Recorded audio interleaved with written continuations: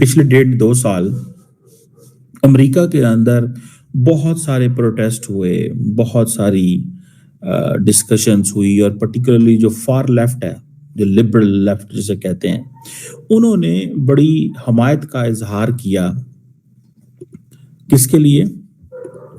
Hamas کے لیے، کہ اسرائیل تو نہیں چاہتا کہ نارتھ غزہ کی جانب دوبارہ لوگ آئیں اور اپنے آپ کو بسائیں.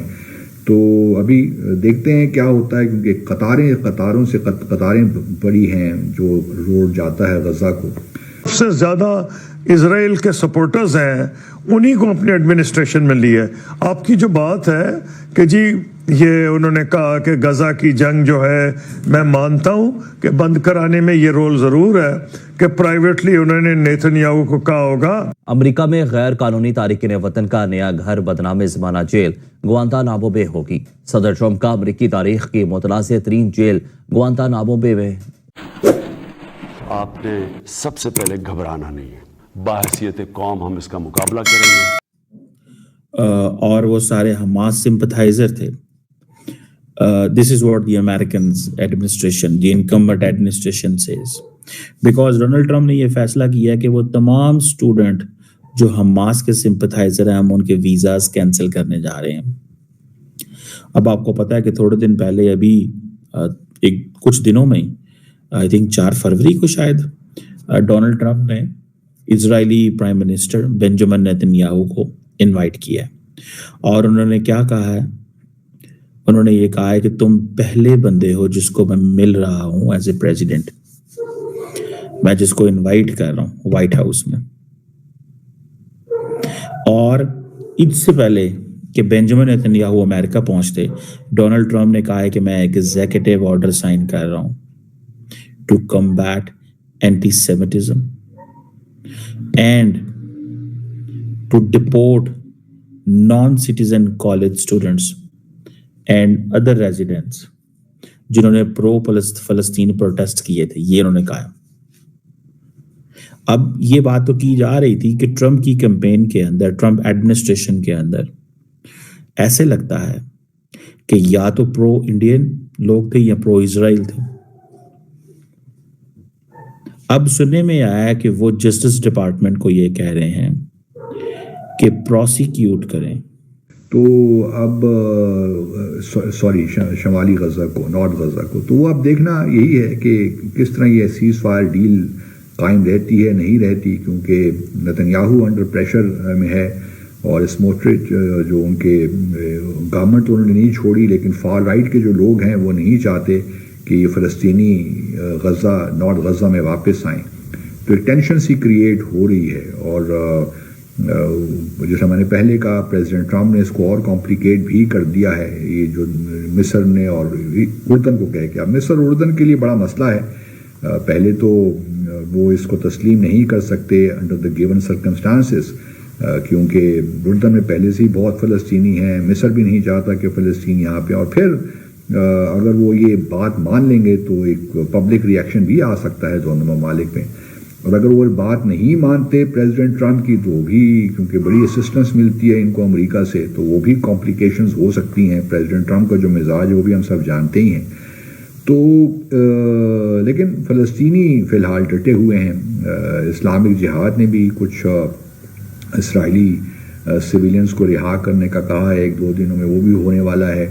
تو اب سیز فائر جو 6 ہفتوں کے لیے تھی، اب وہ کیا مطلب وہ رہے گی، یا اسرائیلی پھر کوئی بمبارڈمنٹ کریں گے نارتھ غزہ میں خاص طور پہ، کہ یا فائرنگ کریں گے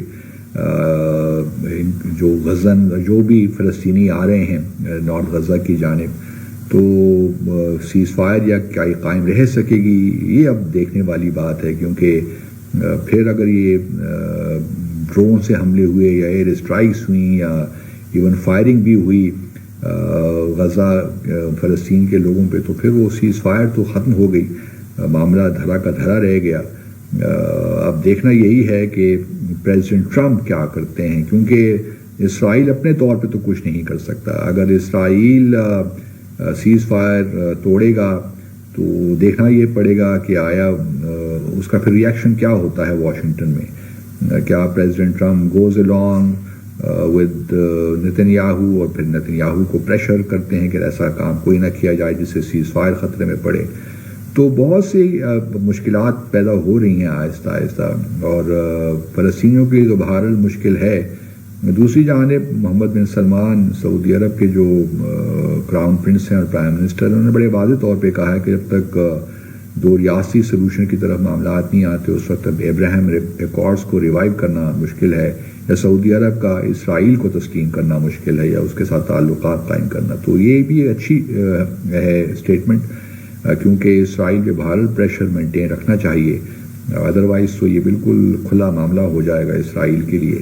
اور جو پریزیڈنٹ ٹرمپ کے تو لانگ ٹرم جو ہیں کمرشل ٹرانزیکشنل جو ان کا ایک معاملہ ہے وہ تو نظر آ ہی گیا ہے کہ وہ غزہ کو تقریباً 1 ملین لوگوں کو وہاں سے فارغ کرنا چاہتے ہیں، اور پھر اپنے حساب سے وہاں ریکنسٹرکشن کرنا چاہتے ہیں. اور یہ جب ہو جاتا ہے معاملہ کانفلکٹ آف انٹرسٹ، تو پھر اب ان کے جو ہیں کاروباری جو ان مفادات ہیں وہ سامنے آ رہے ہیں. کہ اب بس کرو، کیونکہ میرا اندازہ ہے کہ وہ ابراہیم اکارڈز کو ایکسٹینڈ کرنا چاہیں گے، جس کا مطلب ہے کہ سعودی عربیہ کو اس کو لانا چاہیں گے. اور اگر وہ سعودی عربیہ کو لانا چاہتے ہیں تو میری دانست میں تو ممکن نہیں ہے کہ اگر وہ کوئی 2 اسٹیٹ سلوشن کی طرف نہ جائیں، کوئی پلان نہ دیں، تو میرا نہیں خیال ہے کہ سعودی عربیہ مانے گا. کیونکہ سعودی عربیہ کی واقعی ایک اصلی ملک ہے جس کی آبادی ہے، باقی ملک چھوٹے چھوٹے سے ہیں، کچھ لاکھ ہیں، وہاں بھی لوگ زیادہ فورنرز ہیں. سعودی عربیہ کی تو کوئی 18-19 ملین آبادی ہے، اور اس کے آبادی جو ہے وہ اس کو اگنور نہیں کر سکتے. اب اسی طرح جو باقی بڑے ملک ہیں، مثلا مصر ہے، حالانکہ وہاں لیکن کچھ صاحب آپ نے وجہ فرمایا، لیکن پاسٹ میں امریکہ کا جو کردار رہا، خیر تاریخی بدل گئی ہے. ویتنام وار میں انہوں نے 1.5 لاکھ ویتنامیوں کو ہلاک کیا، لیکن خود امریکیوں کو بڑا نقصان ہوا، 42,000 امریکی مارے گئے تھے. کوریا وار میں کوئی 50-55 امریکی مارے گئے، اور پورے یعنی سپر پاور امریکہ نے جو کولڈ وار کے دور میں جس طریقے سے جو آزادی کی مزاحمتی تحریکیں تھیں انہیں کچلنے کے لیے کیا کچھ نہیں کیا. لیکن پھر یہ الگ بات ہے کہ خیر وہاں سے بھی لوگ نکلے. تو انسانی حقوق کے حوالے سے لوگ بڑے خوفزدہ تھے اور ہیں، کیونکہ ابھی بھی جب ٹرمپ نے جو پہلا کہا، کیونکہ جو لاکھوں کی تعداد میں وہاں امیگرنٹ ہیں، ان کو کہا یہ کرمنل، ان کو نام دیا کہ کرمنل ہیں، یعنی خاص طور پر لیٹن امریکہ کے لوگوں کو. پھر غالباً 11-12 لاکھ پاکستانی امریکنز بھی وہاں پر موجود ہیں. تو آپ نہیں سمجھتے کہ خود امریکہ کے اندر اور امریکہ سے باہر ہیومن رائٹ کے حوالے سے ٹرمپ صاحب کا جو رول ہے؟ قصوری صاحب دیکھیے، جہاں تک معاملہ ہے نا ان کا فلسطینیوں کا، ابھی بہت اچھی بات ہے کہ رک گئی، لیکن جو ابھی تک یہ ایگریمنٹ ہوا ہے نا، یہ 3 فیزز میں ہو رہا ہے. کوئی گارنٹی نہیں ہے کہ یہ ایگریمنٹ چلے گا. میری دعا اور امید ہے کہ یہ چلے، لیکن پریزیڈنٹ ٹرمپ نے جس قسم کا اگلے دن بیان دیا کہ جی وہ ان کو لے جائے مصر اور اردن، اس سے کسی چیز کی عکاسی ہوتی ہے. میرا نہیں خیال ہے، بالکل نہیں مانے گا مصر اور بالکل نہیں مانے گا اردن کہ ان کو لے جائے، کیونکہ جو کچھ بھی ہو، جتنی مرضی ڈکٹیٹرشپ ہو، اگر اپنے ملک کے لوگ آپ کو پتہ ہو کہ یہ ناقابل برداشت ہے، مصر ہی کی لے لیں کہ وہاں جنرل سیسی جو ہیں وہ امریکہ کے حلیف ہیں، ان کے اتحادی ہیں، لیکن کیا وہ رسک لیں گے؟